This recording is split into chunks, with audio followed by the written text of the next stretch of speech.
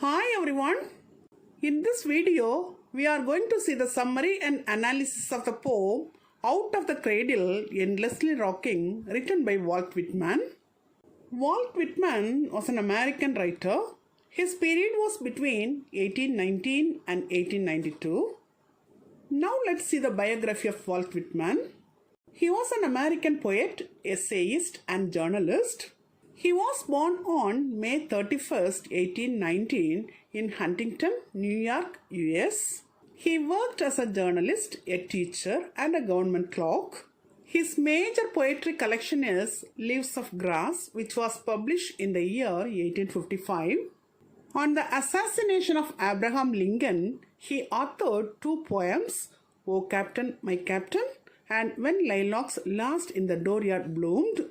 He gave a series of lectures on Lincoln too. He died on March 26, 1892 at the age of 72. Now let's see a brief introduction about the poem Out of the Cradle, Endlessly Rocking. It was first published under the title A Child's Reminiscence in the December 24, 1859 edition of the Saturday Press, a New York weekly literary newspaper. In 1860, it appeared in the Sea Drift section of The Leaves of Grass under the new title A Word Out of the Sea. This poem is set on or near the ocean. The speaker of the poem is possibly Whitman himself. It was a summer season. The speaker is a boy who was observing a mockingbird that had lost its mate.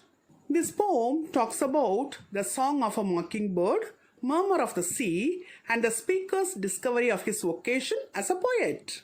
Through his experience, the boy recognizes the impact of nature on the human soul and his own budding consciousness. Now let's see the summary of the poem Out of the Cradle, Endlessly Rocking. The speaker, now a grown man, recalls a summer in his young age. Out of the ceaselessly rocking cradle of the sea waves, a memory comes back to him. He recalls that as a boy, he left his bed and wandered alone, bareheaded and barefoot, in search of the mystery of life and death. He is a man now, and he remembers his past experiences near the shore.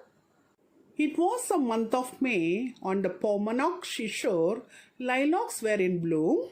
The boy found a pair of mockingbirds from Alabama nesting close to the shore of Paumanok in New York. He says that they are the feathered guests from Alabama. He observed the birds every day, the male bird flying to and fro near at hand, and the female bird sitting on the nest. The birds sang together. The two together sang of their love. One day, the female bird disappeared. It may be killed. It is unknown to her mate. The male bird anxiously awaited her. It sang a long song of grief, lamenting her absence. It addressed the wind, I wait and I wait till you blow my mate to me. This song merged with the song of the waves, which ceaselessly murmured the word death. The speaker understood the mockingbird's song, and he calls the bird my brother. He was moved by the bird's devotion to his last mate and by the echoing sadness of the ocean. This awakened within the speaker his own songs, and he realized his vocation as a bard or poet. The bird's lament or aria affected the boy deeply. Every shadow seemed to the bird the hoped for shape of his mate reappearing. The male bird had loved, but now it says, we two are together no more. The notes of the bird were echoed by the morning sea, the fierce old mother. In this poem, the fierce old mother and the savage old mother refer to the sea. It ceaselessly murmured the word death. The boy eagerly asked the sea to let him know the ultimate meaning, the word final, superior to all. Before daybreak, the sea whispered to the poet the delicious word death. In this poem, the bird, the solitary singer, was a projection of the boy's consciousness. The sea, like the old crone rocking the cradle, whispered the key word in his ears.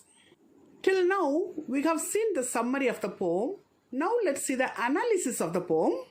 This poem was written in 1859 and incorporated into the 1860 edition of Leaves of Grass under the title A Word Out of the Sea. It describes a young boy's awakening as a poet, mentored by nature and his own maturing consciousness. In this poem, the transcript of the bird's call are musical in their repetition of words and phrases.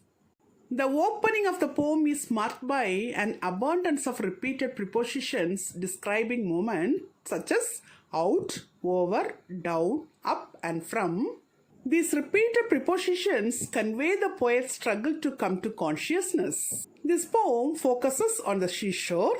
It is a poem about the birth of the poet and also about the death of the self. The translation in this poem is a kind of anthropomorphism in which Whitman is literally putting words into the mockingbird's mouth. Experiences reveal to the young speaker the essential unity of all things, especially life and death. The poet has used images like bird, boy, and sea in this poem. The influence of music is also seen in opera form here. It is an elegy mourning the death of someone dear to the poet. The basic theme of the poem is the relationship between suffering and art. This poem shows how a boy matures into a poet through his experience of love and death. Art is a sublimation of frustrations, and death is a release from the stress and strains caused by such frustrations. This poem is a recollection of the narrator's childhood days. It shows the growth of the consciousness of the poet. Here, memory plays an important part. The poem asserts the triumph of the eternal life over death. The word death is delicious because it is a prerequisite for rebirth. The secret of life which the boy grasps from the sea is the recurrent pattern of birth, death, and rebirth. The title of the poem itself is a symbol of birth. This poem was first published under the title A Child's Reminiscence in 1859 and later called A Word Out of the Sea in 1860.